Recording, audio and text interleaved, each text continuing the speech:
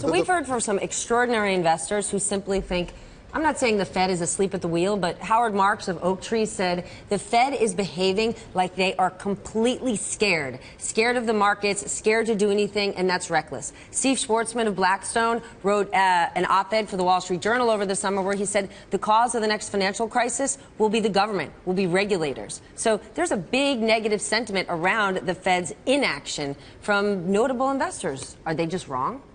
I think they are. I think that you have to balance the risks. We'd all prefer that the economy was stronger and that the right thing to do was to raise rates. But wishing it doesn't make it so. You know, 7 central banks around the world in the last few years have followed the reasoning of the people you quote. They've said, well, things are a bit better and zero's a problem, and so we'll raise rates.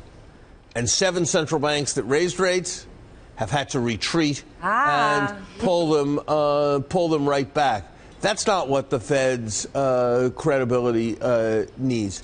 But, you know, Stephanie, last May, I was on the other side. I thought the right thing to do was to keep rates at 0, which is what the Fed did.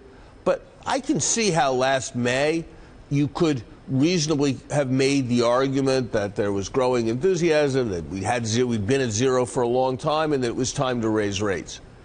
I don't see how you can look at third quarter growth forecasts that are running at about 1.5%. 1.5%. That is pretty close to stall speed.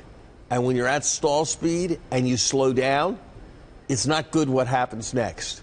I don't see how you can look at where we are right now and then say that this is the right time to be hitting the brakes rather than the accelerator. But then are you saying they've missed the window and that, you know, could have happened, should have happened? No, I was missed the opportunity. No, I was pretty careful what I said. What I said, Megan. I said I was against it in May, but I understood much better the argument in May. On balance, I still think the risks of tipping the economy into recession and deflation exceeded any benefit that would come from an increase in May. But I can see what the argument is. In the context of the current volatility, turmoil, and uncertainty in the rest of the world, in the context of the current much greater signs of incipient deflation or lowflation in the United States, in the context of the current slowing of growth, it's really very, very hard for me to see the argument for locking in a rate increase. But I think the Fed's on the right wicket when it talks about being data dependent and monitoring the data closely. And the data may come in.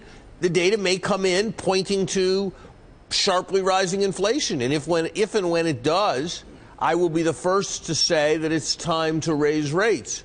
But the last time America fought a preemptive war in Iraq, it didn't work out so well. Ooh. And I think a Interesting comparison. I think a preemptive war against inflation right now would be a serious policy error. So I want to